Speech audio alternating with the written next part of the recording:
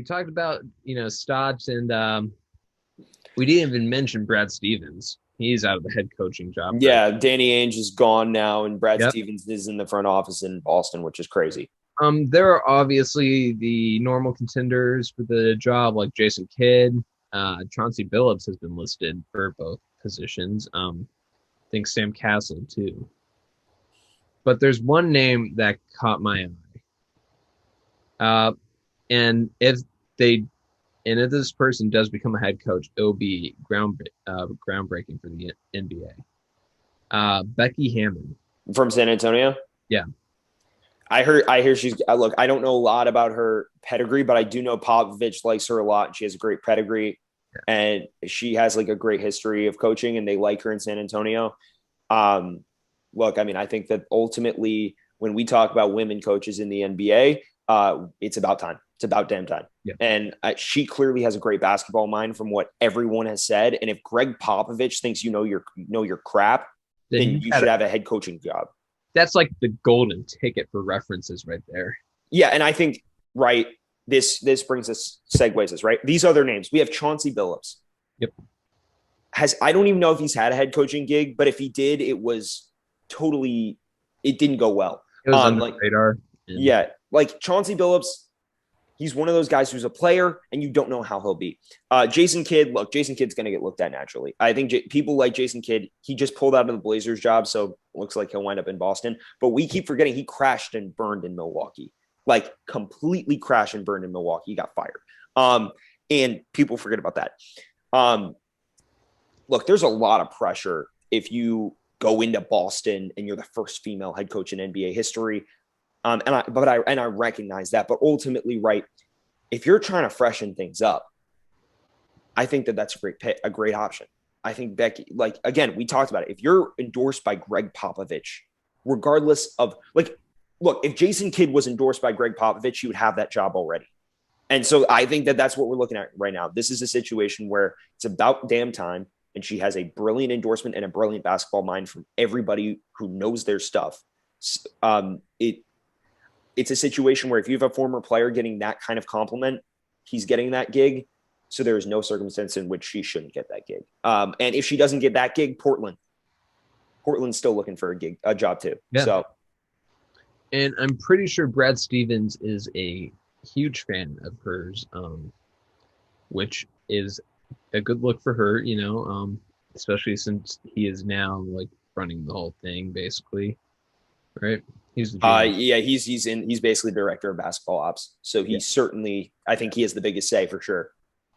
But yeah, you're right. If the Celtics don't get her, then Portland should definitely look at her very closely, because she is actually, I mean, granted, San Antonio had their ups and downs recently.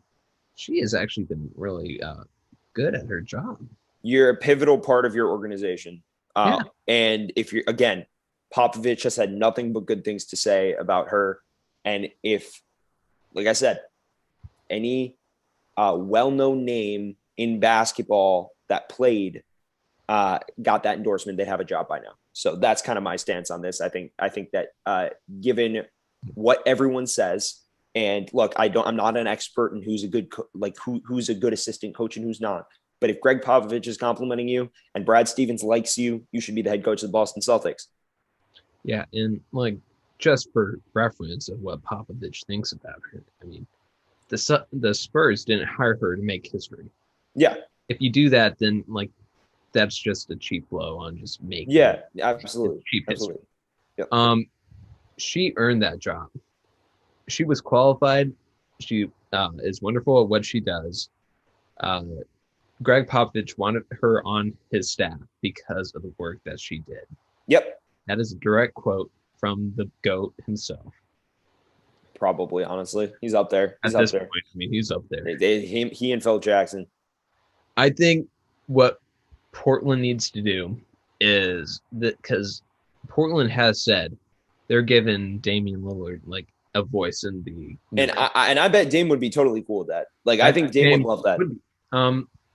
But I think he needs to for Portland to even start looking at her in depth, like the Celtics are doing from what I've been like reading, like Dame needs to come out and say like this is someone we need to look at.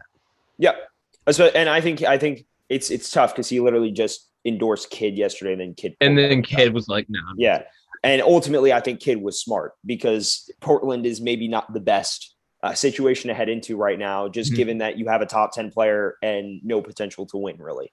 I mean, in terms of winning a finals, yeah, they're not really in a position where they can contend. So I think it'd be a really tough first coaching job, but ultimately, when you come from the best organization in basketball right now, in terms of like the last 20 years, and you're one of the best head coaches in history endorses you, there should be a job for you, and I will stand by that one, regardless of where that job lies. But there are only like two up. Actually, Orlando Magic got rid of. They just fired Clifford, and yeah, they were looking at Kidd as well, from what I heard. Even like if I wouldn't want to go there either. You know, ultimately, that's a situation you avoid with 10 football. Yeah. But I mean, if she got the job there, I mean, that would be great too. Yeah. But like again, if I was her, I wouldn't even want to go there. I would not want to set my foot near the Orlando Magic right now. Facts. All right.